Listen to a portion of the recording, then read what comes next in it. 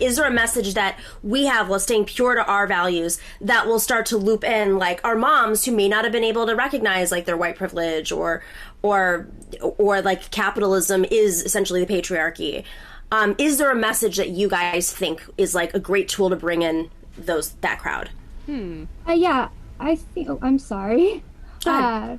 I believe very firmly that we should never abandon any opportunity that we have to educate people and bring them further left. And that most of the time means speaking them to issues that are intersectional, like things like, climate change, which affects all of us, things like, workers' rights and healthcare, these class issues, these, gender struggles. A lot of these have intersectionality. Right. But I don't think that when we're talking about our organizing spaces and the things we're calling for policy-wise, that it is the appropriate time to compromise with people who are to our right, frankly. We only have one planet. We're, in the middle of a global pandemic right now, and 12 million people just got evicted. Yeah. So we're dealing with, many intersecting crises at once. And it's really important that when we're sitting down and talking about how we're going to fight electorally for these things, that we're asking for the big things that we actually need and not watering down our needs to appeal to the more moderate in our society. Because the more that we're talking about this, the more that we're bringing this conversation into the mainstream, the more it normalizes it and the more that it brings that window to the left. And then we're having discussions not just about defunding the police, but about abolishing the police. So we're asking for the big stuff first, because that's what we actually need. Jamie? Yeah, so I have some thoughts on how to radicalize the libs. I guess I have kind of a soft spot for them because I used to be a liberal, like many people who identify as leftists now. And the first way that I was really politicized was through an interest in feminism. And I was a liberal feminist because that was the water that I was swimming in. But I think once you become interested in feminism, if you are a thinking person, you take a look at like the stuff I was just talking about, like, what would really help women to stand up against the abusive men in their lives? Well, you need material support for yourself. You need material support for your children, if you have any. And, it kind of gets you thinking in broader ways. Like, you don't always know what's going to radicalize somebody. You don't always know what door it's going to come in through, which is part of why it's so important for any socialist movement worth anything to be concerned with every different kind of struggle, to be intersectional, if you will. But I think, everyone should be welcome in our coalition. Like, I don't hate the Pussy Hat ladies. I think they're better than the Trump people, and I think it's like pretty messed up when people act like they're just as bad.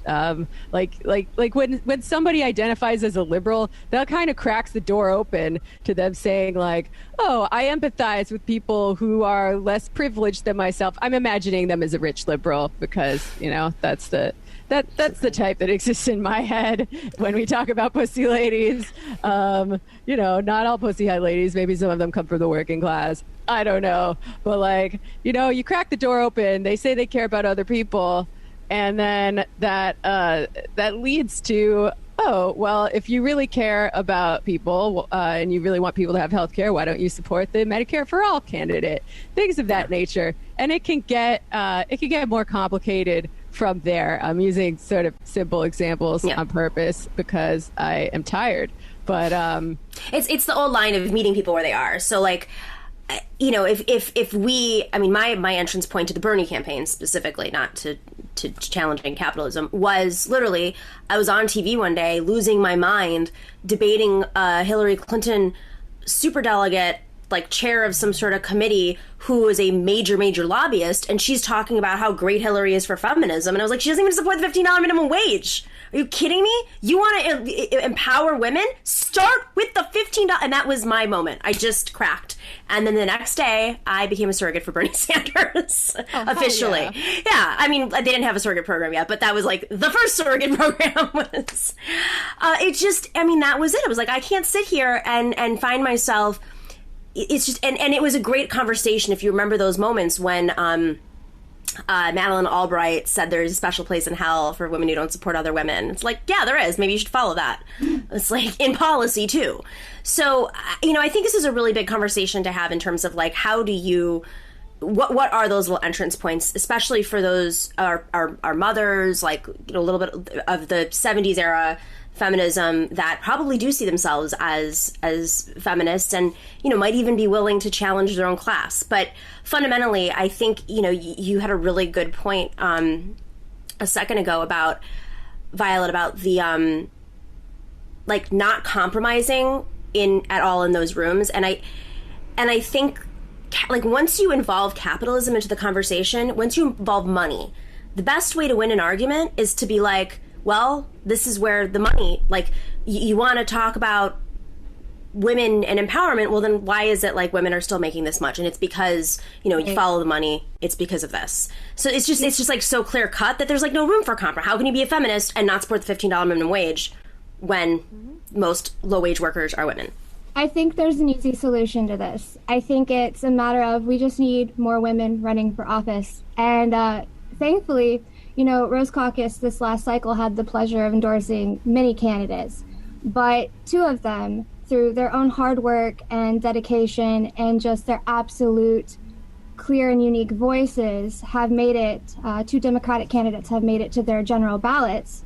And we are so excited to have two of them on ballot that are advocating our socialist values, as well as bringing their own strong platforms that are tailored to the needs of their constituents. So those two people, let me just name drop really quick for them because they are wonderful and they deserve it. We have Hillary Turner out in West Virginia in Congressional District 3. And we have Angelica Dueñas out in California's 29th Congressional District. And they are both mothers, they are both feminists, and they are both extremely great advocates for not only our platform, but for the people that they hope to represent. Thanks for watching and listening to The Nomiki Show. But remember to click like and subscribe on YouTube, and please share on social media. If you're not already a patron, please join us for as low as $5 a month on patreon.com/The Nomiki Show for early and special content. That investment makes a huge difference. We are not corporate media raking in the dough. It's really you guys that are keeping us going. So please consider being a patron. And to our current patrons, thank you so much. We are incredibly grateful to you. We also now have swag. So check us out on thenomikishow.com to get your mugs, your totes, and your stickers.